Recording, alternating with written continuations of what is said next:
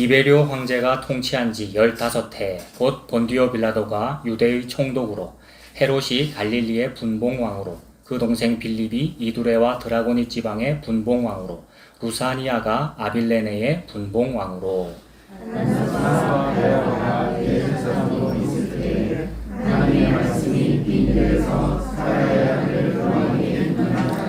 요한이 요단강 부근 각처에 와서 죄사함을 받게 하는 회개의 세례를 전파하니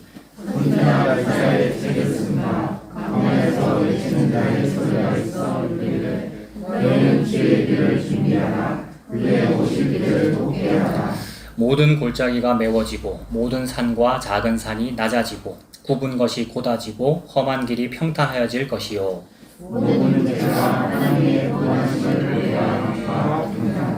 요한이 세례받으러 나오는 무리에게 이르되 독사의 자식들아 누가 너희에게 일러 장차 올 진노를 피하라 하더냐.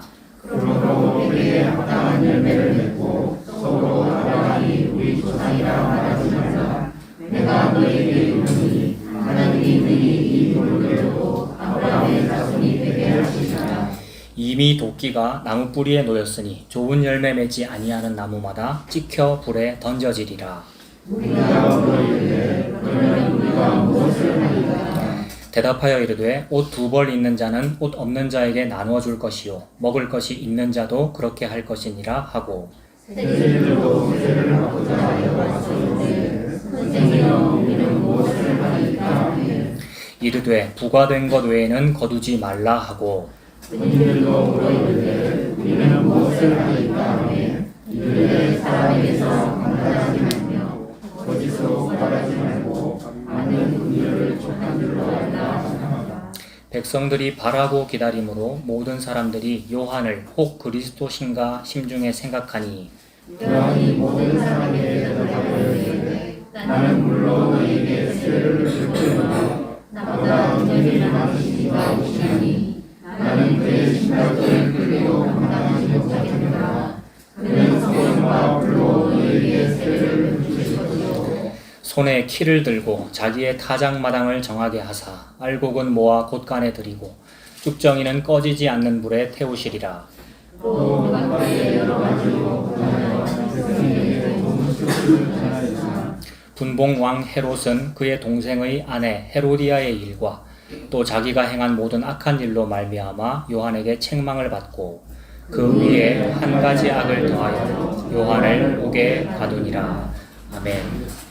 오늘 제목은 좋은 소식을 전하였으나입니다. 18절의 뒷부분에 좋은 소식을 전하였으나 세례 요한이 좋은 소식을 전했다는 말이잖아요.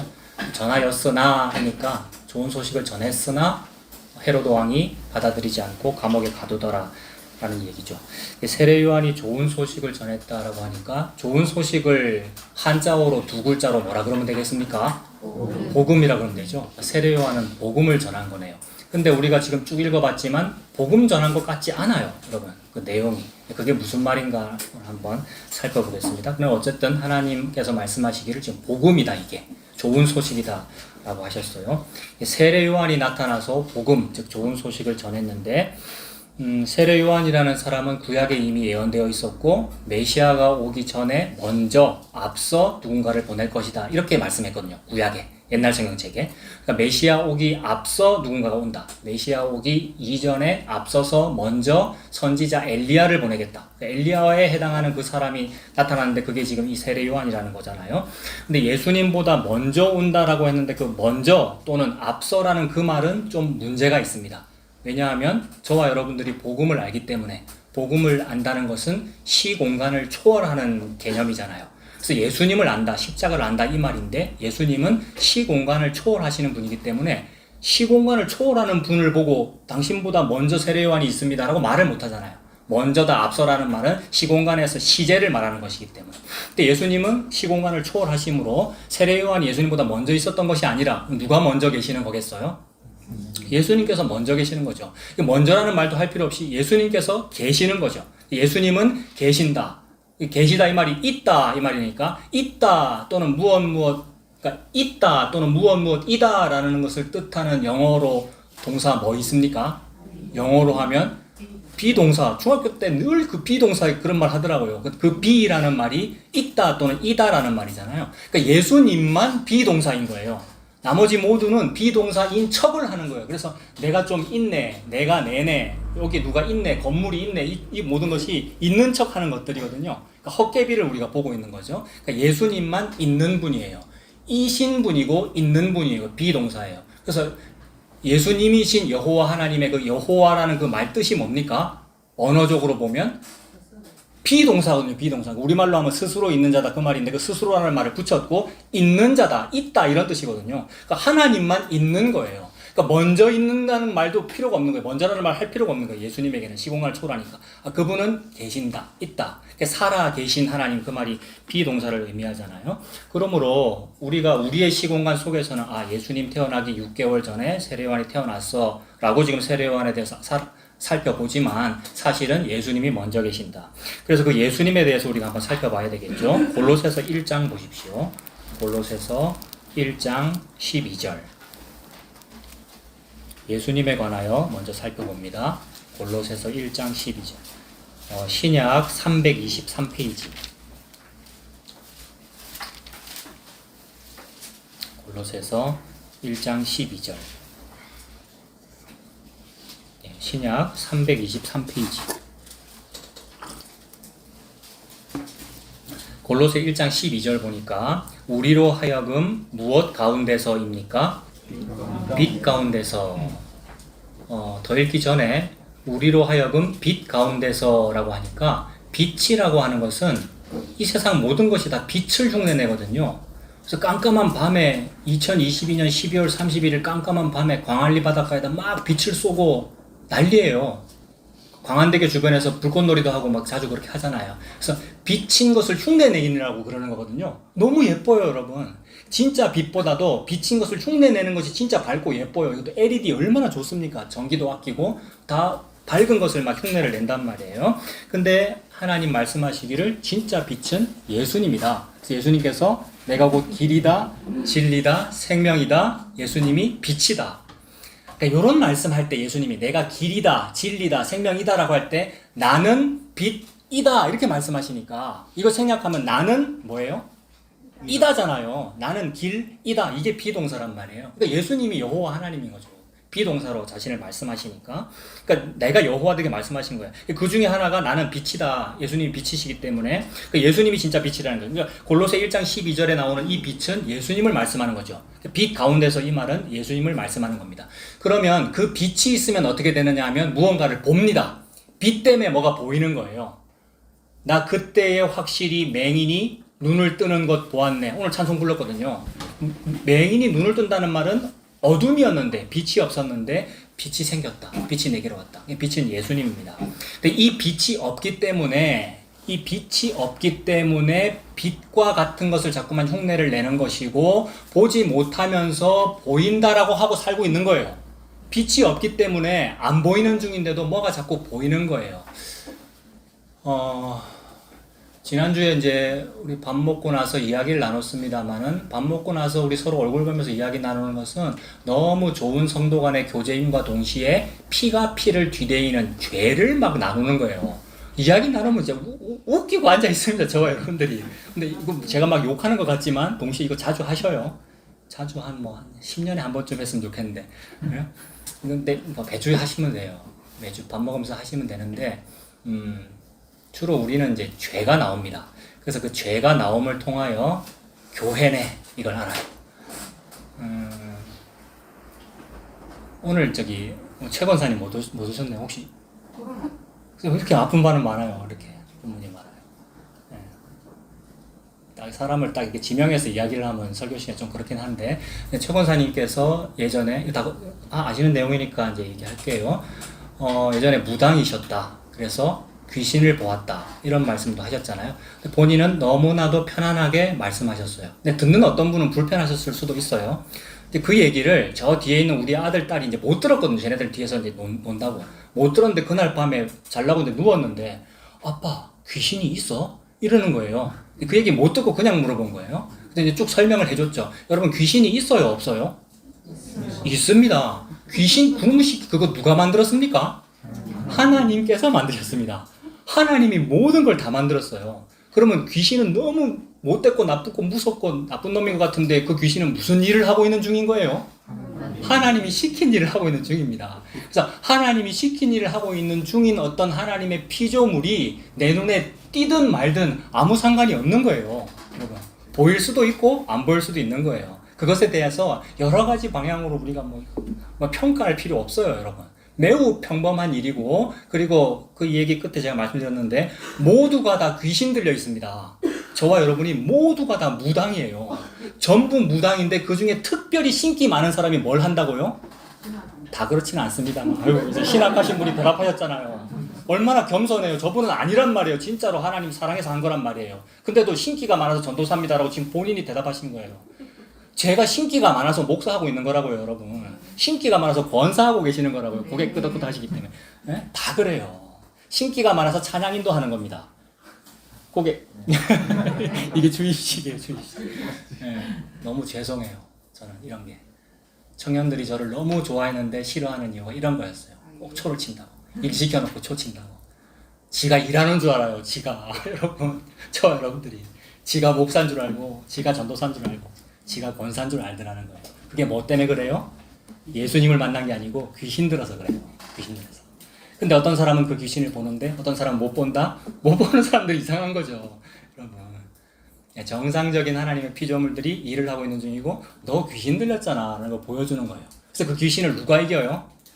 귀신이 파워가 한 5쯤 있으면 어떤 귀신이 와야 이기겠어요? 6, 7 센 귀신이 와야 돼요. 더 센 귀신, 더 센 귀신. 지난주에 이 얘기 나눴잖아요, 우리가. 무당들이 서로 계급이 있고 귀신들이 등급이 있다고요. 근데 그 강한 자를 묶어놓고 더 강한 자가 와야 되는 거 아니냐. 예수님 그랬거든요. 더 강한 자가 누굽니까 도대체? 더 강한 자는 비교급 더더더더가 있어요. 계급들은, 귀신들은 더더더더가 있다고요. 근데 예수님은 최상급이란 말입니다. 2등과 비교할 수 없는 여호와 하나님을 말하는 거잖아요. 예수님이 찾아와야 맹인이 눈 뜬다 이 말이에요. 예수님이 찾아와야 귀신이 쫓겨난다 이 말이에요. 예수님 믿는 자는 볼 수도 있고 안 볼 수도 있고 무시하면 된단 말입니다. 이 세상에서 어떤 벌어지는 모든 일들은 하나님께서 시키신 대로 벌어지는구나. 그날 밤에 여러 얘기를 해주니까 애들이 뭐 속이 시원하다 이랬나? 이러고 안심할 수 있네 이러고 잤어요. 그리고 그 다음날 또 무섭다 하더라고요.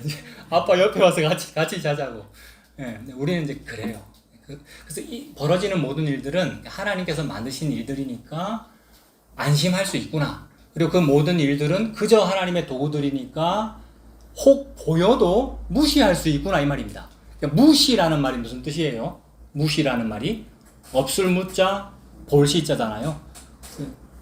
자꾸 귀신 얘기를 합니다만은 무슨 가수가 뭐 노래 녹음하다가 녹음실에서 귀신을 보면 어떻게 돼요? 우리도 좀 뭘 봐야 이게 대박 그런 건가? 그런 거 보이나 마나 없을 무자 보일 시자잖아요.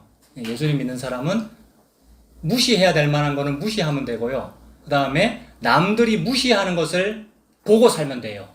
남들이 무시하는 건 뭐냐면 예수님입니다. 예수님은 안 보여요. 안 보여서 무시를 합니다만은 남들에게 무시받은 분을 보고 살면 됩니다. 그래서 지금 빛 얘기하다가 여기까지 왔는데 빛이라고 하는 것이 보는 거하고 관련이 있거든요. 저와 여러분들은 전부 다 귀신 들렸다 이 말은 전부 다 벙어리다, 전부 다 맹인이다, 전부 다 안 보인다 그 말이거든요. 여자로 말하면 전부 다 아이를 낳지 못한다. 너무나도 자주 반복했죠. 그래서 예수님께서 찾아오시면 그것이 아이를 낳은 것이고 예수님께서 찾아오시면 그게 빛이기 때문에 보인다 이 말입니다. 그러면 다시 12절 보겠습니다. 골로새 1장 12절 우리로 하여금 빛 가운데서 성도의 기업에 부분을 얻기에 합당하게 하신 아버지께 감사하게 하시기를 원하노라. 부분을 얻었대요 여러분. 좀 많이 얻고 싶은데 좋은 것 좀 많이 얻고 싶은데 성도의 기업에 부분을 얻었대요. 이게 무슨 뜻이겠습니까?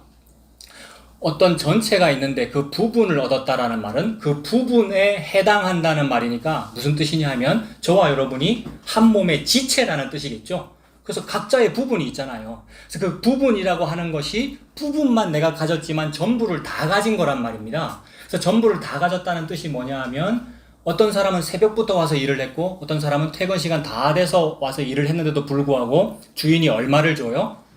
똑같이 한 데나리온을 주더라는 거죠. 근데 어떤 사람은 왜 내한테 성도의 기업의 부분만 줍니까? 못 받아들이는 사람한테 뭐라 그래요? 내가 원래부터 니한테 한 데나리온 준다고 약속하고 일 시켰지 않니? 그렇게 말씀하시잖아요. 그러니까 그 한 데나리온이라는 게 전부를 다 준 거야. 전부를 다 주면 그게 한 몸의 부분을 차지하는 거야. 이게 제비뽑기에서 나눠준 거거든요. 그 땅의 부분을 가지는 거잖아요. 그래서 예수님이라고 하는 그 한 몸의 지체가 된 것이다라는 거죠. 그래서 성도의 기업의 부분을 얻은 그것이 예수님 얻은 것이기 때문에 전부를 다 얻은 거다. 그것이 돈으로 따지면 한 데나리온밖에 안 됩니다만은, 그러므로 한 데나리온은 뭐 하루 열심히 노동을 해도 벌 수 있는 그런 돈입니다만은, 그것이 결국 생명을 구원하는 속전이 되기 때문에, 생명 구원하는 속전 돈으로 얼마입니까? 속량하는 성전 세금 돈으로 얼마예요? 동전으로 말하면 반세계, 그러니까 얼마 안 되는, 동전 절반이니까 얼마 안 되는 돈이지만 시편 49편에 가니까 뭐라 그래요? 사람의 생명을 구하는 값이 너무나 엄청나서 영원히 마련하지 못할 것이다. 그러니까 영원히 마련하지 못하는 돈이 반세겔이고 한 데나리온이란 말이에요. 그러니까 영원히 마련하지 못하는 돈을 줬는데 우리가 삐약삐약 딴소리를 하더라는 거죠. 왜 부분만 주냐고. 왜 그렇게 하냐고. 예수님께서 그렇게 하신 거예요. 그러니까 영원히 마련하지 못할 만한 돈을 다 준 거니까 전부 다 주신 거 맞잖아요. 한 데나리온밖에 안 되더라도. 예수님 주시면 그게 전부 다 주신 거란 말입니다. 그게 부분을 얻은 거다. 너무나 엄청난 거죠. 겨우 부분밖에 못 얻었는데 그게 전체를 다 얻은 거다. 부분을 얻기에 합당하게 하신 아버지께 감사하게 하시기를 원하노라. 감사하게 하시기를 원하노라. 여러분, 이게 너무 감사한 건데, 내한테 겨우 부분밖에 안 준 거, 그게 감사한 건데. 13절, 그가 우리를 흑암의 권세에서 건져내사. 흑암이라고 하는 게 빛이 없는 거잖아요. 예수님이 빛인데 빛이 없는 거, 이게 깜깜한 거예요. 그러니까 안 보이죠. 엉뚱한 게 보이거나 아무것도 못 보거나 예수님이 안 보이거나 이 상황이잖아요. 거기서 우리를 건졌어요. 그가 우리를 흑암의 권세에서 건져내사 그의 사랑의 아들의 나라로 옮기셨으니 그 아들 안에서 우리가 속량 곧 죄사함을 얻어도다. 그는 보이지 아니하는 하나님의 형상이시요. 그러니까 보이지 아니하는, 하나님은 원래 안 보여요. 안 보이기 때문에 모든 사람이 하나님을 어떻게 했어요? 십자가에 달아 죽였어요. 무시하니라고. 저건 무시해도 되는 존재야. 저건 내가 달아 죽여도 되는 존재야. 무시했단 말이에요. 안 보이니까. 예수님이 여호와 하나님으로 안 보이니까.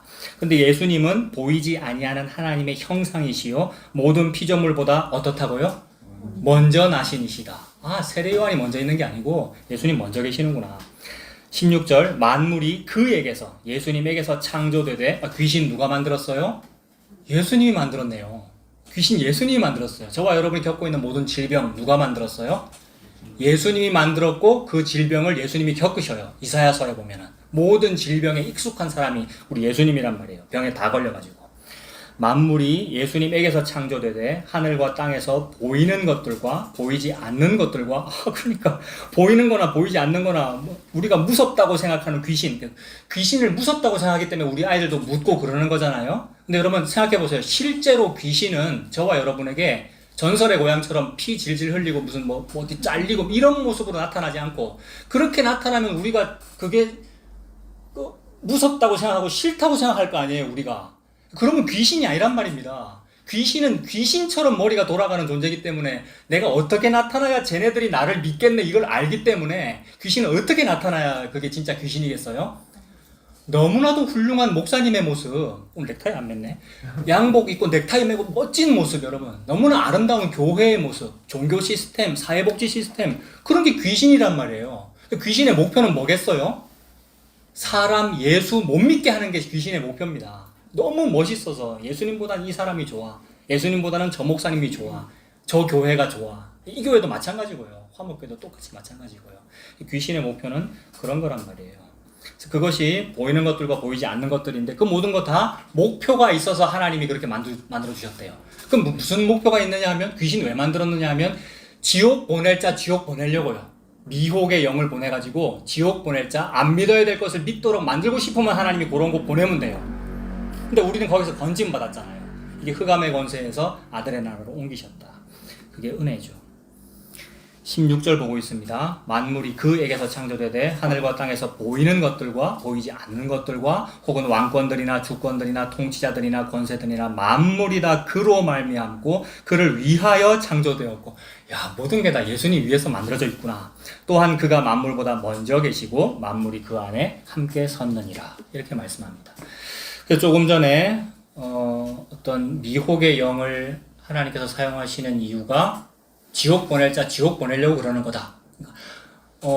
하나님 마음대로 하시는 거예요. 예수님 믿게 할 자를 예수님 믿도록 만드셔요. 저와 여러분의 열심히 전도를 하거나 저와 여러분의 열심히 무슨 일을 이루는 것이 아니라 하나님의 열심히 이 일을 하십니다. 그래서 지옥 보낼 자 지옥 보내시려고 그 일을 하신다. 요거 한번 찾아서 읽어보겠습니다. 데살로니가 후서 334페이지 보십시오.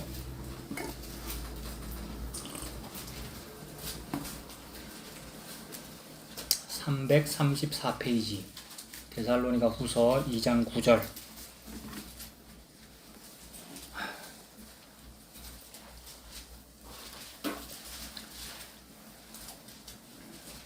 데살로니가 후서 2장 9절부터 악한 자가 나타납니다, 여러분. 9절에 악한 자의 나타남은 사탄의 활동을 따라 모든 능력과 표적과 거짓 기적들이 나타나요. 그러니까 여러분, 능력이 나타나요. 초자연적인 현상들은 많이 있어요. 초자연 현상 나타나는 교회가 바로 옆에 있어요, 여러분. 여기 저 교회 다니다 오신 분도 계시고, 여러분, 그런 교회들은 많습니다. 그리고 우리 교회에서도 나타날 수 있어요. 여러분, 기도 열심히 하면 뭔 일이 막 나타나고 그런 일들은 일반적으로 생겨요. 그래서 모든 능력과 표적과 거짓 기적들이 나타나는데, 거짓 기적이라는 이런 말은 기적이 아닌데 거짓말로 막 속여서 사람들 현혹시키는 그런 거 있잖아요. 그런 것도 있을 수 있는데, 그래서 마술사 이은결이니 이런 유명한 마술사들도 뭐 손동작으로 뭐 하는데 그거 뭐예요? 트릭이란 말이에요. 착시 현상이거나 우리 눈을 속이는 거기 때문에 깜빡 속는데 사실은 속임수잖아요. 근데 그런 것도 거짓 기적이라고 할 수 있는데, 이건 지금 그 정도의 수준을 말하는 게 아니고 진짜로 기적이 일어난다고요. 트릭이 아니고 어떤 초자연 현상이 일어나는데 그걸 보고 하나님은 거짓이라고 한다고요. 진짜로 무슨 초자연 현상이 일어나도 하나님은 그걸 보고 거짓이라고 해요. 그럼 하나님은 뭘 보고 참 기적이라 그러냐 하면 예수님을 보고 참된 기적이라 그래요. 그러니까 예수님만 참된 기적이고 참된 표적이에요. 예수님은 아무도 그걸 표적이라고 안 하고 기적이라고 안 하거든요. 우리가 예수님을 보고 예수님이 여기 태어났다, 예수님께서 내 안에 들어오셨다, 내가 예수님을 믿는다, 이런 걸 보고 아무도 기적이라고 안 한다고요. 뭐 쓸데없이 그런 걸 믿고 있어. 뭐 한다고 교회를 다니고 있어. 이렇게 하지 아무도 기적이라고 말을 안 해요. 근데 여러분들이 지금 모태신앙이든지 무슨 뭐 부모님을 잘 만나셨든지 아니면 전도를 받았든지 교회를 다니고 있다, 세상에 여기 와서 앉아있다, 이 말은 엄청난 기적이 일어난 거란 말이에요. 근데 그런 거를 무시하고 살잖아요. 우리가 엉뚱한 건 다 시하고 살면서 이런 거는 무시하고 살더라는 거예요. 저부터가 이게 지금 못 보는 거 아닙니까? 그래서 예수님 믿어진 것만을 보고 진짜 기적이라 그러고 나머지는 초자연 현상들 다 일어납니다. 여러분, 우리가 그런 거를 없다고 할 게 아니고 다 있어요. 초자연 다 일어나는데 그걸 보고 거짓이라고 한다. 그래서 그런 거짓 현상들은 하나님이 일어나도록 만들어 놨어요. 왜냐하면 현혹시키려고. 지옥 보낼 자 지옥 보내려고. 다 하나님 하시는 일입니다.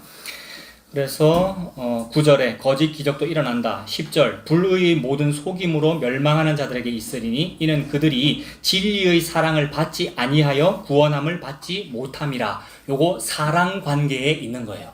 사랑이라고 하는 것을 알아듣기 쉽게 설명하기 위하여 늘 남녀 관계로 말씀하셔요. 그래서 호세아와 고멜이 결혼하는 관계로 말씀하시는 거잖아요. 남녀 관계. 그래서 누가 남자인 거예요?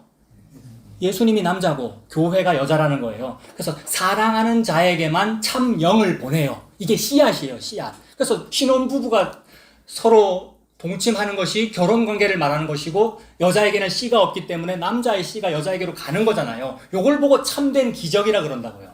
나머지 모든 현상들 다 일어나는데 아무리 일어나봤자 거짓이라고 하고, 예수가 너에게로 간 것, 이걸 보고 진리라고 한다, 참이라고 한다. 그러므로 예수님을 보고 예수는 아멘이시요. 예수가 아멘이래요. 예수님이 아멘을 잘하는 분, 우리가 그분께 아멘을 잘해야 돼, 요 정도 수준이 아니고 예수님을 보고 아멘이라고 한다고요. 아멘이 무슨 뜻입니까? 참이라는 뜻이잖아요. 참. 그러니까 예수님이라는 사실만 참된 기적이고 나머지 기적들은 아무리 일어나봤자 그걸 거짓이라고 한다. 그래서 이건 사랑 관계를 말하는 거예요. 사랑하는 사람에게만 요 참을 주고, 사랑하지 않으면 뭐 주겠어요? 하나님이 거짓을 줍니다. 거짓 영, 거짓 목사 주고 좋다고 예수 믿고 평생 살아요. 그리고 지옥 가요, 여러분. 그게 인과율로 나타나요. 인과율이 뭐예요? 성도인 내가 열심히 하면 하나님께서 좋아하셔서 나에게 이러이러한 복을 주신다. 인과율. 원인이 나에게 있어서 결과가 생긴다. 그러므로 저 사람 기도 100번 할 때 나는 1000번 해야지. 저 사람 헌금 저거밖에 못할 때 나는 더 열심히 해서 성실하게 돈 벌어야지. 도둑질 안 해야지. 성실하게 돈 벌어서 이렇게 헌금 바치면 하나님께서 좋아하시겠지. 이런 모든 일들이 거짓말이란 말이에요. 근데 이 땅에서는 그게 참이거든요. 이 땅에서는. 원인이 있어야 결과가 있지. 이러고요. 그걸 참이라 그런단 말이에요. 이 땅에서는. 하나님은 그걸 보고 거짓이라고 한다. 너에게는 원인이 전혀 없는 여자인데 내가 너에게로 들어갈 거야. 이걸 보고 참이라고 한다. 그래서 사랑하는 사람에게만 그 일을 하셔요. 근데 사랑하지 않으면 진리의 사랑을 받지 아니하여 구원함을 받지 못함이라. 전적으로 하나님에게만 달려있죠. 11절 이러므로 하나님이 미혹의 역사, 이게 귀신이든지 이게 어느 교회 목사든지 이게 무슨 전도자든지 미혹의 역사를 그들에게 보내사 뭐를 믿게 하셔요? 거짓 것을 믿게 하심은 진리를 믿지 않고 불의를 좋아하는 모든 자들로. 여기에 해당 안 되는 사람이 어디 있습니까? 저와 여러분이 전부 여기에 해당된단 말이에요. 진리를 믿지 않고 불의를 좋아하는 모든 자인데 이게 내란 말이에요. 불의를 좋아해요. 우리가 모든 자들로 하여금 심판을 받게 하려 하심이라. 전부 다 심판 아래에 있습니다. 그러니까 전부 다 지옥 가는 게 마땅하단 말이에요. 근데 그런 상태에서 사랑하여, 내가 너를 사랑해, 너는 창녀지만 고멜이잖아요. 내가 너를 사랑해서 건진 거, 이게 흑암의 권세에서 아들의 나라로 옮겼다. 요걸 보고 기적이라고 한다. 엉뚱한 요거 지금 믿는 이유가 다 기적 때문에 믿는 건데, 미혹의 영을 믿는 이유가. 근데 그거는 지옥 보내려고 하나님 일으키신 일이고, 거기서 내가 너를 건진 거, 그걸 보고 기적이라고 한다. 그 일을 하시려고 오신 분이 예수님입니다. 그래서 이걸 펼치기 위하여 예수님께서 먼저 계시고 이 시공간을 쭉 펼쳐서 세례요한 니는 요쯤에 태어나서 이렇게 말을 해 라고 창조하신 거예요. 그리고 6개월 뒤에 예수님께서 태어나시죠. 자, 그래서 그렇게 예수님에 대해 살펴봤고요. 오늘 본문으로 한번 가보세요. 91페이지, 90페이지, 누가복음 3장.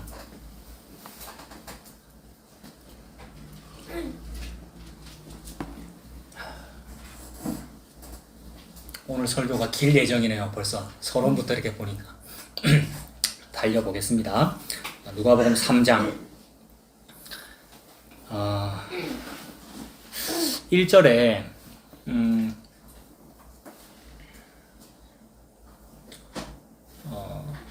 무시해야 될 것들이 보이는 겁니다.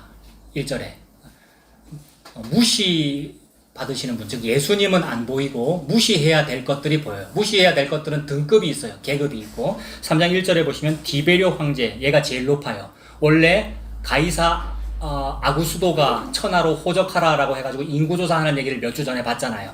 그 가이사 아구스도, 그러니까 아우구스투스, 그 사람이 1대 로마 황제였는데 이제 세월이 한 30년쯤 지났거든요. 지금 그 제2대 황제 디베료, 티베리우스 이런 사람이 있었죠. 디베료 황제가 통치한 지 15해, 곧 본디오 빌라도 사도신경에 나오는 그 총독이죠. 본디오 빌라도 유대의 총독으로, 헤롯이 갈릴리의 분봉왕으로. 인구조사 하던 당시의 왕 이름이 뭐였습니까?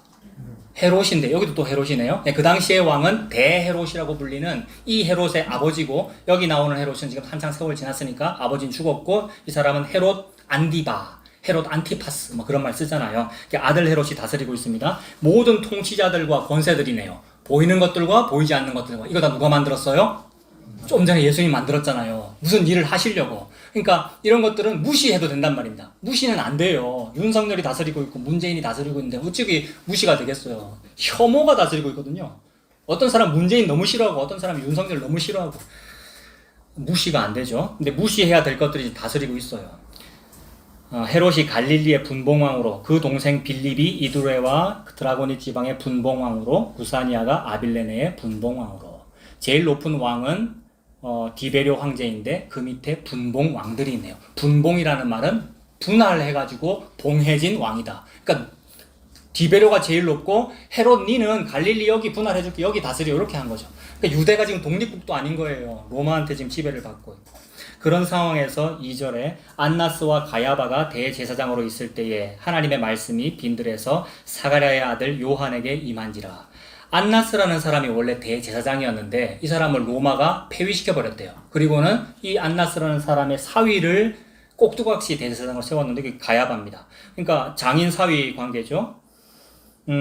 뭔가 콩가루 집안이 이렇게 생각하면 되죠. 원래 대제사장은 한 명밖에 없는데 장인도 대제사장 하고 있고 그 사위도 하고 있다. 근데 이런 사람들이 다 로마와 모종의 결탁을 맺고 있고 어떤 권력으로 다 그렇게 모여 있다는 얘기입니다. 그러니까 이런 거 보고 살고 있고 그런 상황에서 우리가 살고 있다. 지금 이게 귀신을 보는 거잖아요, 여러분. 이런 통치자들이 악한 영들이고요. 그래서 그런 상황에서 하나님의 말씀이 빈들에서 사가랴의 아들 요한에게 임한지라. 빈들에는 아무것도 안 보입니다. 눈에 보이는 것은 왕들이 보이는데 빈들에 가면 아무것도 안 보여요. 근데 거기서 비로소 하나님이 보이는 거죠. 세례 요한은 무시해야 될 거 무시하고 무시 받으시는 분을 보고 있습니다. 그분이 예수님이잖아요. 그래서 빈들에서 예수님께서 빈들에서 세례 요한에게 말씀하십니다. 3절에 요한이 요단강 부근 각처에 와서 죄사함을 받게 하는 회개의 세례를 전파하니 선지자 이사야의 책에 쓴 바 광야에서 외치는 자의 소리가 있어 이르되 너희는 주의 길을 준비하라 그의 오실 길을 곧게 하라. 그러니까 예수님 즉 메시아가 오실 것이기 때문에 구약 시기가 오실 메시아를 기다리는 시간이었다. 즉 준비하는 시간이었다 이 말이죠. 그의 오실 길을 준비하라. 이게 구약이잖아요. 그래서 그 구약을 마무리하는 세례 요한은 구약을 상징하거든요. 구약 성경으로 지금 말을 하고 있는 중이에요. 그래서 5절에 모든 골짜기가 메워지고 모든 산과 작은 산이 낮아지고 굽은 것이 곧아지고 험한 길이 평탄해질 것이요 모든 육체가 하나님의 구원하심을 뭐 하리라입니까? 보리라. 보다는 단어 중에서 중요한 단어가 있다 그랬는데 좀 어려운 말로는 호라오 이런 말 쓴다 그랬잖아요. 이게 어떨 때 쓴다 그랬습니까? 구약을 배경으로 하면 하나님께서 아브라함한테 네 아들 이삭 죽여라 라고 했을 때 어떻게 되죠?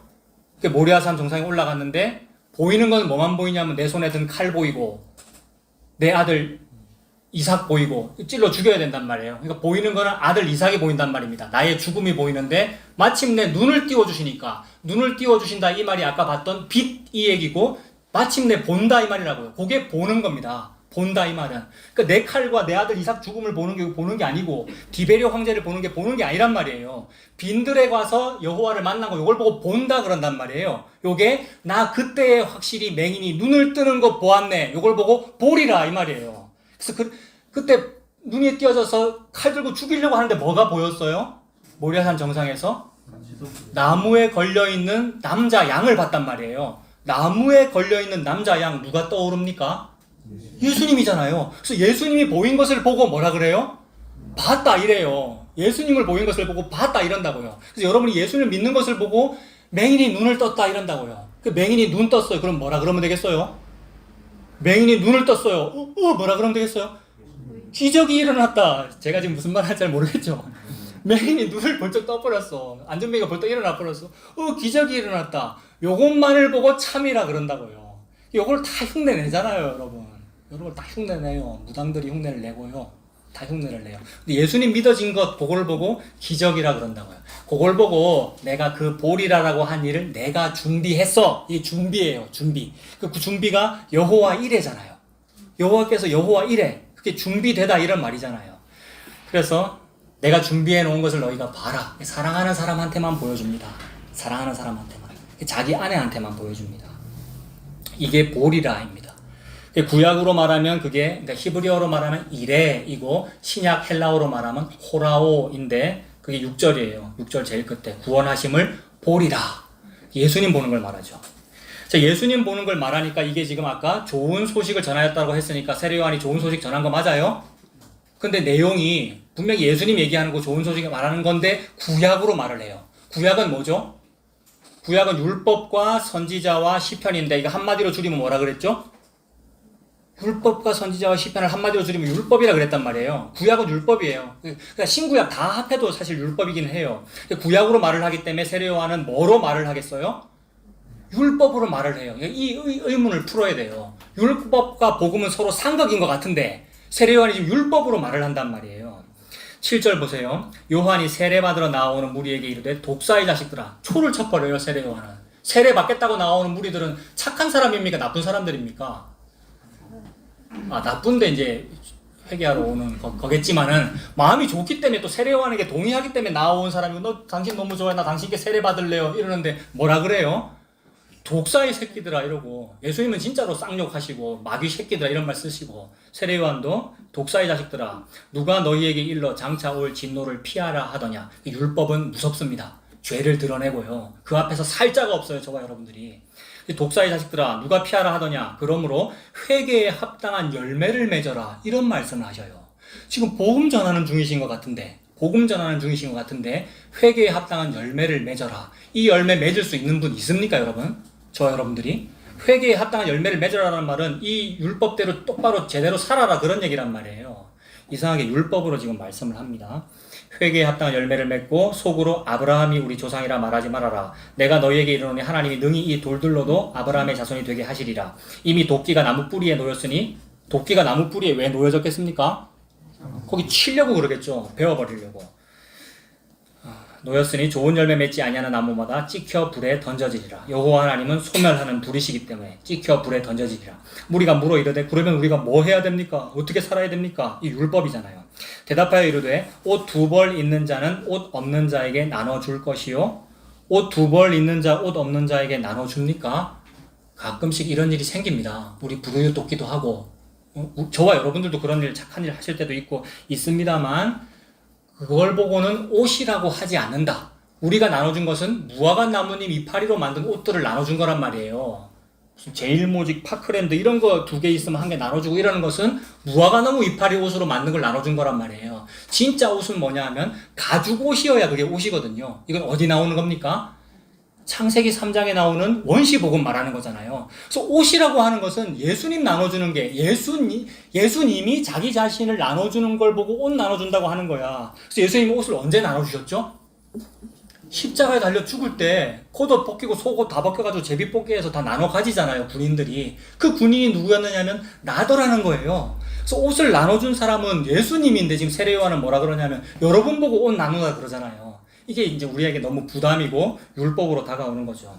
결국 이 말씀은 나중에 가서 그게 예수님이었어로 나타나요. 세례 요한도 그걸 압니다마는 묵시로 아는 것이고, 여기서는 지금 율법으로 말하는 거예요. 구약을 대표하기 때문에. 그래서 옷 없는 자에게 나눠줄 것이요, 먹을 것이 있는 자도 그렇게 할 것이니라. 누가 먹을 게 있습니까? 사람 아무리 먹을 거 음식 많이 갖고 있고 재산 많이 갖고 있어봤자 그거 가짜라 그래요, 하나님은. 그래서 사마리아 우물가에서 예수님께서 배고프고 시장했는데 사마리아 여인 만났을 때 제자들이 먹을 거 잔뜩 구해하는데 예수님 뭐라 그래요? 나는 그거 안 먹는다. 나에게는 니들이 알지 못하는 양식이 있다. 제자들이 누가 양식을 드렸지? 나의 양식은 이 사마리아 여자 만난 이 일이야. 즉 흑암의 백성, 흑암에 거주하는 나의 아내를 만나서 내 아내 삼은 거, 고아 과부 나그네를 내 안에 삼은 거, 이게 바로 양식이야. 그 일을 하시는 분은 예수님밖에 없잖아요. 그래서 그 일을 하기 위하여 예수님 하신 일은 죽은 일입니다. 그래서 이게 남녀 관계에서 항상 나와요. 사랑하는 관계에만 이걸 주시거든요. 그래서 삼손이 들릴라라는 여자를 사랑하지 않습니까? 삼손이 들릴라라는 여자를 사랑하는 그 어떤 그 과정에서 수수께끼를 내는데 사자를 한 마리 죽여가지고는, 수수께끼 무슨 수수께끼 내죠? 네, 강한 자에게서 단 것이 나오고 먹는 자에게서 먹을 것이 나왔다. 이게 먹애라는 수수께끼를 내리는데, 이 수수께끼는 모든 사람한테 지금 하고 있는 거예요. 강한 자에게서 단 것이 나온다. 먹는 자에게서 먹을 것이 나오는 거야. 니들이 뭘 먹을 게 있어? 니들이 무슨 음식이 있다고 먹을 것을 나누니, 이 말이라고요.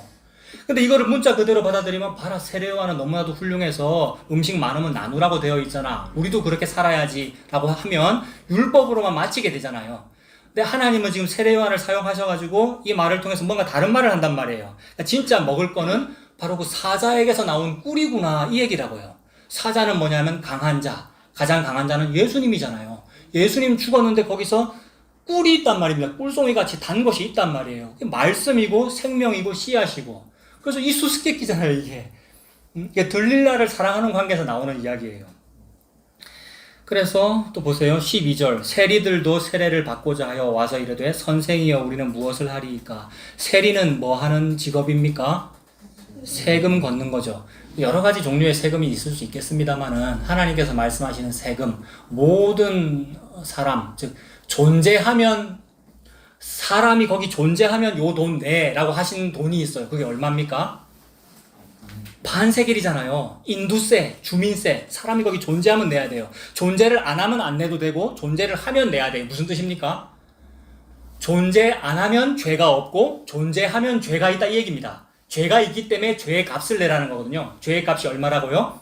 반세겔. 그러면 세리는 얼마만 걷어야 되겠어요? 반세겔만 걷어야 될 거 아니에요. 근데 그 당시에 세리들이 어떻게 했답니까? 더 많이 걷었다는 거죠. 그래야 자기가 먹고 살 거 아니에요. 그리고 그 세리는 뭐라 그래요? 13절에 이르되 부과된 것 외에는 거두지 말아라. 부과된 것은 반세겔입니다. 그러므로 저와 여러분은 얼마만 내면 돼요? 꼴랑 반세겔만 내면 돼요. 근데 그걸 마련할 수가 있어요? 아무도 마련을 못 하더라는 거예요. 물리적으로는 반세겔이니까 동전 절반인데 영적으로는 이게 얼마예요? 영적으로 숫자로 말하면 1만 달란트예요. 1만 달란트. 1만 달란트는 20만 년 연봉이잖아요. 아무도 마련을 못 하는데 갑자기 내한테 20만 년 연봉이 확 생겨버렸어. 이때 뭐라 그러면 됩니까? 기적이네 이러면 돼요. 설교가 너무 어렵나? 계속 똑같은 얘기하고 있잖아요. 반세겔도 없는 사람인데 내한테 어느 날 갑자기 1만 달란트 20만 년 연봉이 확 생겨버렸다고요. 어머 기적이네. 로또 당첨되고도 그런 소리 하더만 사람들은. 로또는 20만 년 연봉보다 훨씬 작잖아요 여러분. 20만 년 연봉이 확 생겨버렸다. 그걸 보고 기적이라고 한다고요. 그 일을 하신 것이 예수님이고 이게 사랑관계이고 사랑하는 사람한테만 이걸 줍니다. C. 그래서 부과된 것만 거둬라, 부과된 것만 내라라고. 저는 못 내요. 생명을 구원하는 속전이 너무나 엄청나서 영원히 마련하지 못합니다. 근데 가서 물고기 한 마리 건져서 입을 열어라. 얼마가 들어있어요? 반세겔만 들어있으면 되는데 얼마가 들어있어요? 한 세겔이 들어있어요. 왜 그래요? 나와 너를 위해서 내라. 무슨 뜻입니까? 나 예수와 나의 아내 베드로. 베드로는 남자라도 아내입니다. 저와 여러분 전부 다 예수님의 아내입니다. 나와 너가 한 몸이야. 묶였구나. 죽게 묶여서 십자가에서 같이 죽는구나. 그래서 둘이서 2인분 내는구나. 한 세겔이잖아요. 그 일을 하시겠다는 겁니다. 그걸 보고 기적이라고 합니다. 14절 군인들도 물어 이르되 우리는 무엇을 하리이까 하매 이르되 사람에게서 강탈하지 말며 거짓으로 고발하지 말고 받는 급료를 족한 줄로 알아라. 아무도 이게 안 돼요. 월급 좀 더 올랐으면 좋겠고. 게다가 내 손에 칼이 있는 군인인데 그 당시 분위기에서 칼로 조금만 위협하면 남이 더 내한테 돈 주는데 이걸 안 해요 여러분. 조금만 노력하면 은행에 가만히 놔둬도 이자가 많이 붙는데 여러분 그걸 안 해요. 근데 만족한 줄을 모르더라는 거예요. 근데 받는 급료를 족한 줄로 아는 그 일은 내가 바로 그 죄인이고 내가 바로 그 여잔데 나에게 그거 주셨군요. 나는 퇴근 시간 다 돼서 왔는데 한 데나리온을 주셨군. 이거 알면 만족이 옵니다. 예수님 주셨군요. 요거 알면 그걸 보고 참된 만족이라고 하죠. 이래서 세례 요한의 이 말을 우리가 이렇게 복음으로 해석하면 이거 복음 전한 거 맞는데 세례 요한의 문자 그대로는 지금 율법 전한 거예요. 세례 요한은 구약을 상징하기 때문에 당신 이제 회개했어, 나한테 세례 받았어, 그러면 요렇게 살아라고 얘기를 한 거예요. 이 얘기는 뭐냐 하면 세례 요한은 지금 구약을 상징하고 율법을 상징하기 때문에 율법의 기능을 드러내고 있고 또한 동시에 이러한 율법으로 되지 않는다는 것을 말하는 겁니다. 세례 요한은 너무나도 예수님을 사랑하고 하나님을 사랑하기 때문에 이놈의 나쁜 디베리오, 본디오, 빌라도, 그다음에 안나스, 가야바 이것들과는 달리 광야에서 지금 이 일을 하고 있는 중인데 그래서 열심히 특심한 거란 말이에요. 과거에 광야에서 열심히 특심했던 어떤 남자가 있었죠. 구약에서. 그 누굽니까? 엘리야잖아요. 그러니까 엘리야의 심정으로 온 사람이 세례 요한이니까 엘리야의 그 일을 하는 겁니다. 엘리야의 그 일은 뭐냐 하면 예수님이 시킨 거예요. 예수님이 너네들 해봐 이렇게 한 거예요. 너의 그 열심과 특심과 종교심으로 한번 해봐. 그게 안 되지 라는 걸 보여주려고 최선을 다해서 지금 하고 있는 거예요. 세례 요한은. 묵시 속에서는 세례 요한이 그걸 아는데 나중에 인생 살면서 압니다. 목 거의 자릴 때쯤에 세례 요한이 그거 알아요. 지금은 열심으로 당신 이제 회개했습니까? 이제는 이렇게 사십시오. 율법대로 좀 착하게 이렇게 사십시오라고 열심과 특심을 얘기합니다만은 그러면 열심과 특심이 있으면 열심, 특심 요걸로 계속 가야 될 거 아니에요. 근데 세례 요한이 열심, 특심 하다가 제일 끝에 뭘 하죠? 낙심을 합니다. 열심, 특심, 낙심. 그래서 요거 겪어봐라 이 말이에요. 율법이라고 하는 그 열심과 특심으로 안 된다는 걸 알아라는 거예요. 그래서 모세는 율법을 상징하잖아요. 세례 요한도 율법을 상징하고 모세도 율법을 상징하는데 가나안 땅에 못 들어갑니다. 이게 천국에 못 간다는 뜻은 아닙니다만은 안 된다는 걸 보여주는 거예요. 그래서 안 되기 때문에 내가 너를 사랑하는데 너와 나의 사랑이 안 이루어져. 너는 못해. 그러므로 누가 하면 되겠어요? 신랑이 하겠다는 거예요. 그래서 네가 못한다는 걸 드러내고 있는 거예요. 세례 요한은 너 이렇게 살아. 옷 나눠줘, 먹을 거 나눠줘. 못해요. 그리고 이 말을 한 자기 자신도 못해요. 못하기 때문에 낙심하는 거예요. 그래서 낙심해서 뭐라 그래요, 세례 요한이? 마태복음에도 나오고 누가복음에도 나옵니다만 제가 읽어드릴게요. 오실 이가 당신입니까? 제가 다른 일을 기다려야 됩니까? 이거 낙심한 거잖아요. 실족한 거. 그래서 예수님께서 뭐라 그러셔요? 나로 인해서 실족하지 않는 자는 복이 있다. 근데 이 말이 세례 요한을 막 꾸중하고 뭐라 하는 게 아니고 세례 요한을 보고 뭐라 그러면서 이런 얘기를 합니까? 여자에게서 난 자 중에 세례 요한보다 더 큰 자가 없다. 너무나 칭찬하는 거예요. 그 말은 예수님이 시킨 일과 말을 세례 요한은 하고 있는 거예요. 뭐라고? 이렇게 좀 살아. 똑바로 좀 해. 요 말을. 그래 놓고 그게 안 된다는 걸 보여주는 거예요. 그래서 똑같이 이 지금 세례 요한은 엘리야의 역할로 온 건데 실제 엘리야도 옛날에 무슨 일이 있었습니까? 갈멜산 정상에서 850명의 거짓 선지자 다 이겨버렸는데 그 다음에 뭘 해요? 이게 열심 특심이잖아요. 그 다음 뭘 해요? 낙심해버려요. 그걸 보여주는 거예요. 낙심해가지고 로뎀나무 밑에 가가지고 자살 기도를 하잖아요. 그때 이제 하나님 어떻게 하시냐면 숯불 피워놓고 이거 먹어 이래요. 여러분 너무 낙심됐을 때 뭐 숯불이라는 저는 장작불 이런 거 너무 좋아하기 때문에 모닥불 너무 위로가 돼요. 그러니까 불이 위로가 된다기보다도 음식이 위로가 된다고요. 너무 낙심됐을 때 음식 먹으면 위로가 돼요. 저는 가끔씩 낙심되면 요 옆에 여기 국밥집 이름 생각 안 나는데 세경집인가 아세요? 요 국밥집 국밥 먹으면 위로가 돼요.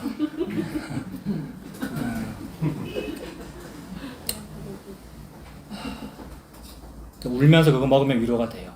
그리고 그렇게 말아진 음식이 예수님입니다. 그리고 그거 하라고 성찬식이 있는 거고요. 그래서 엘리야한테 너 열심히 특심한 거 나도 알아. 엘리야 그렇게 말하거든요. 저는 열심히 특심한데. 근데 까불지 말고 이거 먹어. 이 말씀이에요. 숯불 피워놓고 음식을 준다는 말은. 그래서 그 부서진 음식, 나에게 씹히는 그 음식이 뭐예요? 예수님이에요. 죽어서 내 안에 들어오는 그게 음식이 예수님이란 말이에요. 그래서 성찬식을 하라는 거잖아요. 똑같이 베드로가 어떻게 됐냐면 베드로는 열심히 특심하기 때문에 칼 차고 다니는 사람입니다. 그래서 예수님한테 뭐라 그러냐면 저는 죽는 데까지 따라가겠습니다. 예수님 뭐라고 대답하셔요? 닭 오기 전에 네가 3번 나를 배반할 거다. 진짜로 배반해요. 그래서 열심히 특심했던 베드로가 배반 다 하고 나서 예수님 죽고 나니까 뭐 해요? 낙향해버리잖아요. 뭐 잡으러 간다고? 나는 물고기 잡으러 가노라. 이 표현 너무나도 낙심해버린, 다 놔버린 표현이잖아. 나는 물고기 잡으러 가노라. 근데 그 물고기 잡는 곳에 누가 찾아와요? 부활하신 예수님 찾아와서 뭐를 피워놔요? 숯불 피워놔요, 여러분. 숯불 피운다고요. 그래서 밥 만들어준단 말이에요. 와서 이거 먹어. 이거 먹어라고 하면서 무슨 말 해요? 너 나 사랑하니? 이거 물어봐요. 베드로가 예수님 사랑해요, 안 사랑해요? 너무 사랑해요. 근데 그거 물어보는 거잖아요. 너 나 사랑하니? 그 말은 네가 나 사랑하는 거 알아. 근데 너는 나를 배신하게 되어 있어. 말로는 배신 안 한다 그랬지. 세례요한도 똑같아요. 말로는 똑바로 살아라고 말했고 자기도 살 줄로 알았단 말입니다. 근데 낙심한단 말이에요. 엘리야도 똑같고. 그래서 너의 그 열심과 특심으로 안 된다는 겁니다. 이거 읽어드릴게요. 이사야 9장인데 그 정사와 평강의 더함이 무궁하며 또 다윗의 왕좌와 그의 나라에 군림하여 그 나라를 굳게 세우고 지금 이후로 영원히 정의와 공의로 그것을 보존하실 것이라. 너무나도 엄청난 하나님의 일들을 쭉 할 거다라고 말해놓고 만군의 여호와의 뭐가? 열심히 만군의 여호와의 열심히 이를 이루시리라. 이걸 보여주기 위하여 니들의 열심은 아니야를 보여주는 게 구약입니다. 그걸 보고 율법이라 그런다고요. 그래서 율법은 전부 다 요렇게 열심히 해, 요렇게 특심히 해라고 적혀 있어요, 전부 다. 그래서 그 구약을 상징하기 때문에 세례 요한이 요렇게 사셔야죠, 이렇게 살아야죠, 이제 회개했잖아, 이렇게 살아야지라고 말하지만 자기도 못하더라는 거예요. 자기도 못하는 게 모세예요, 모세. 그래서 가나안 땅에 못 들어가잖아요. 그래서 못한다는 걸 보여주고는 하나님 말씀하시기를 만군의 여호와의 열심히 이를 이루시리라 라고 했기 때문에 그 말씀이 그대로 이루어진 분이 예수님이고 예수님 오셔서 십자가에서 뭐라 그랬어요? 내가 다 이루었다. 그래서 만군의 여호와의 열심은 예수님인 거죠. 한 군데 더 읽어드릴게요. 이사야 37장인데 이는 남은 자가 예루살렘에서 나오며 남은 자 되기 위해서 무슨 일을 해야 된다고 배웠습니까? 열심히 기도해야 되고 열심히 전도해야 되고 무언가를 많이 해야 남은 자가 되는 거예요. 쉽게 말해서 가나안 땅 못 들어가지 않고 들어가려면 이렇게 잘해야 된다는 거예요. 근데 안 된다는 걸 보여주고 계시잖아요. 지금 모세를 통해서. 안 된다. 그러므로 남은 자가 남을 사람이 아무도 없다. 소돔 고모라하고 똑같기 때문에. 근데 남은 자는 예루살렘에서 나오는 거야. 예루살렘은 십자가의 자리거든요. 예수님 십자가에서 사랑하는 사람을 남은 자로 만들어요.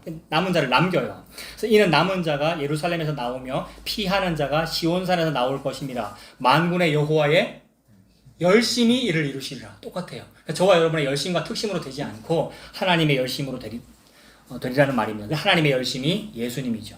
그래서 율법 지킴으로 안 되고 예수님 오심으로 돼요. 그래서 세례요한도 무슨 말로 마치느냐 하면 예수님 얘기예요. 다른 본문에는 세상죄를 지고 가는 하나님의 어린 양을 봐라 이러잖아요. 열심히 살아라는 말도 했지만 결국 무슨 말이냐면 세상죄 지고 어린 양을 봐라 이 말이라고요. 그래서 15절부터는 예수님 얘기입니다. 오늘 보면 15절 보세요. 백성들이 바라고 기다림으로 혹시나 저 세례 요한이 예수님인가? 라고 생각했는데 16절 요한이 모든 사람에게 대답하여 이르되 나는 물로 너희에게 세례를 베풀거니와 물이라는 말은 죄를 씻는다는 말이죠. 그러니까 죄를 드러냈다는 말입니다. 율법을 지금 설명했죠. 세례 요한이 물로 세례 베풀거니와 나보다 능력이 많으신 이가 오시나니 앞으로 누가 온다. 구약의 역할이죠. 구약은 오실 메시아를 기다린다. 그래서 누가 오시는 겁니까? 예수님 오시는 거죠. 예수님 바라보게 하는 게 세례 요한이고요. 그가 오시나니 나는 그의 신발끈을 풀기도 감당하지 못하겠노라. 그는 성령과 불로 너희에게 세례를 베푸실 것이다. 성령과 불로 세례 베푼다라고 할 때 성령은 뭐다, 불은 뭐다 이렇게 구분할 필요가 없이 성령과 불은 하나입니다. 근데 다른 이미지는 뭐냐면 성령은 살리시고요. 율법 조문은 죽이는 것이고 영은 살리는 거거든요. 성령은 살려요. 사랑하는 여자에게만 성령을 줍니다. 즉 남자가 씨를 자기 아내에게만 준다 이 말이라고요. 사랑하는 여자에게만 성령을 주는 게 살리는 것이고 그 씨라는 것은 생명이잖아요. 아들 낳는다. 씨, 생명, 살린다는 뜻이고 불이라고 하는 것은 죽이는 겁니다. 즉 죽이는 것과 살리는 것이 동시에 벌어져요. 어디에서 벌어졌습니까? 죽이는 것과 살리는 것이 십자가에서. 성령과 불을 그 세례는 십자가예요. 십자가에 죽는데 예수님이 세례를 받은 거죠. 그러니까. 근데 내가 같이 세례 받았잖아요. 묶여가지고. 그래서 예수님께 붙잡힌 바된 것을 붙잡으려고 살면 돼요. 저와 여러분들은. 나는 묶였구나. 예수님께. 그래서 성령과 불은 하나입니다. 그러니까. 성령과 불로 너에게 세례를 베푸실 것이요 손에 키를 들고 자기의 타작마당을 정하게 하사 알곡은 모아 곡관에 들이고 쭉정이는 꺼지지 않는 불에 태우시리라. 또 그 밖에 여러 가지를 권하여 백성에게 좋은 소식을 전하였으나 율법을 얘기한 것도 결국 좋은 소식입니다. 율법주의 말고 율법을 얘기한 건 좋은 소식입니다. 율법주의 말고 율법과 복음은 결국 같은 말입니다. 그 다음에 사람들 책망한 것도 좋은 소식이었고 방금 예수님 얘기한 것도 좋은 소식, 즉 복음이었습니다. 그러나 아까 제일 처음 말했던 디베료나 헤롯이나 본디오 빌라도나 이런 사람, 그러니까 보이는 존재들은 받아들이지 않더라는 거예요. 19절 분봉왕 헤롯은 그의 동생의 아내 헤로디아의 일, 이게 무슨 일입니까? 자기 동생의 아내를 차지한 거잖아요. 그렇게 차지했는데 그 헤로디아와 그의 딸 살로메가 뭘 요구하는 거예요? 우리의 이런 결혼에 대해서 책망했던 세례 요한 죽여주십시오라고 한 거지 않습니까? 그래서 세례 요한의 목이 잘려서 죽는 거죠. 헤로디아의 일과 또 자기가 행한 모든 악한 일로 말미암아 요한에게 책망을 받고 그 위에 한 가지 악을 더하여 요한을 옥에 가두니라. 그 세례 요한이 그렇게 해서 목베임 당해 죽습니다. 목베임 당해 죽을 즈음에 낙심을 해서 예수님께 아까 그 말씀을 하고 예수님으로 이루어지는군요 라고 성도는 목베임 당해서 죽습니다. 자, 여기서 조금 전에 세례 요한이 율법에 관해서 말했다라는 것이 조금 의문이다라고 했는데 그런데 그 말은 세례 요한이 했고 이후에 이제 복음들은 예수님이 말씀했다라고 하면 세례 요한의 말과 예수님의 말이 분리되잖아요. 근데 모든 말씀은 다 66권이 다 누구의 말입니까? 여호와 하나님 말씀이니까 예수님의 말이잖아요. 그러니까 예수님이 앞에 있는 율법도 말씀하셨고 뒤에 있는 복음도 예수님이 말씀하신 거예요. 그러니까 예수님이 좀 이렇게 잘 살면 안 되겠니? 율법대로 좀 이렇게 좀 하면 안 되겠니? 라는 말도 예수님이 했고 그 뒤에 내가 할게. 네가 못하잖아. 이 말도 예수님이 한 거라고요. 그러니까 이게 어떻게 되느냐 하면 그 겟세마네 기도에서 예수님 십자가 직전이잖아요. 겟세마네 기도 때 예수님께서 제자들에게 뭘 요구했습니까? 깨어 기도하라. 깨어 기도하라는 말은 율법이잖아요. 이 말을 예수님이 했잖아요. 세례 요한이 지금 그 역할을 하고 있는 거예요. 이렇게 좀 살아라 이 말이.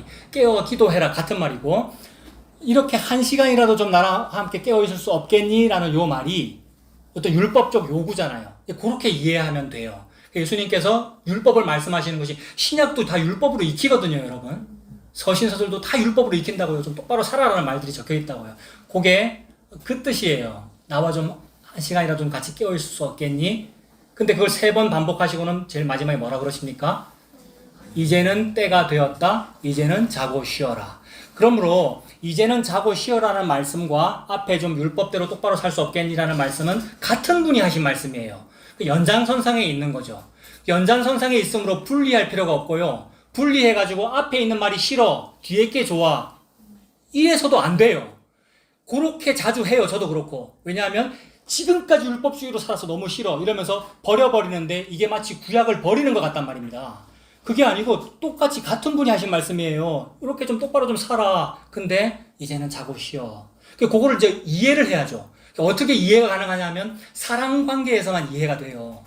나를 사랑하는 어떤 남자가, 내가 여잔데 나를 사랑하는 어떤 남자가 서로 다른 두 말을 같은 장소에서 쭉 이어서 하고 있다는 말로 들으면 되는데 분리되어 버리면 하지 말란 말이죠. 이렇게 되더라고요. 하지 말란 말이죠. 같은 사람이 말했어요. 하라고 말했고 안 해도 돼. 같이 말했다고요. 그러면 그 사랑으로 그게 들리면 울게 돼요. 뭘 해도 울면서 하게 되고 진짜로 눈물 흘리고 울어라 이 말이 아니고요. 그 사랑을 안다 이 말이라고요. 그래서 내가 들리려군요를 알면 삼손이 나를 사랑했네 때문에 울게 돼요.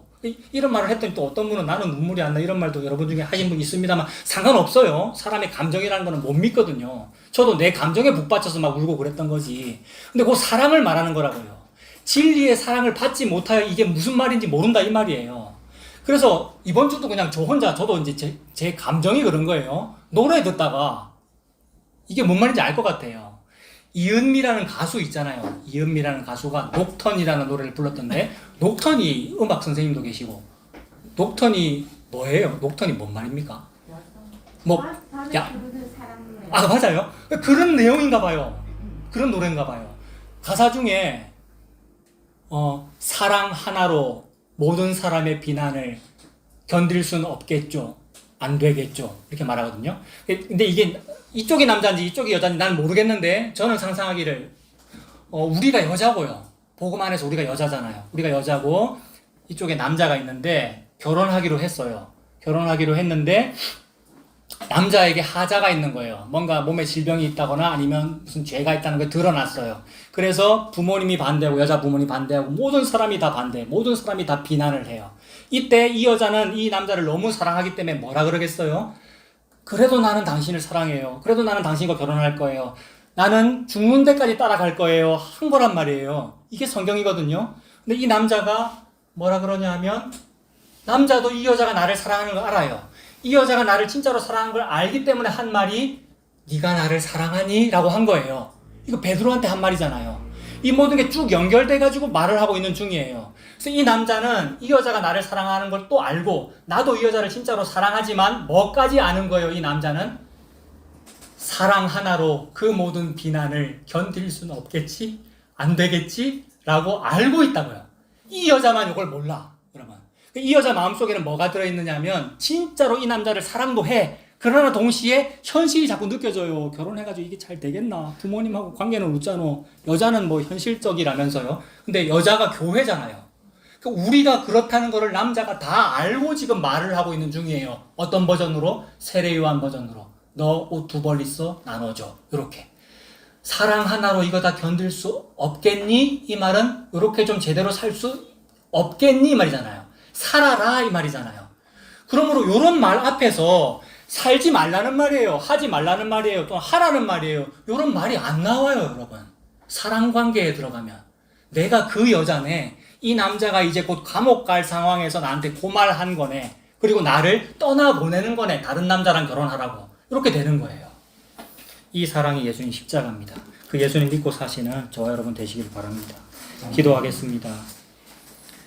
하나님 아버지, 모든 말씀이 예수님을 말씀하시는데 그 예수님이 바로 삼손이었고 그 예수님이 다윗이었고 그 예수님이 여호와 하나님이시군요.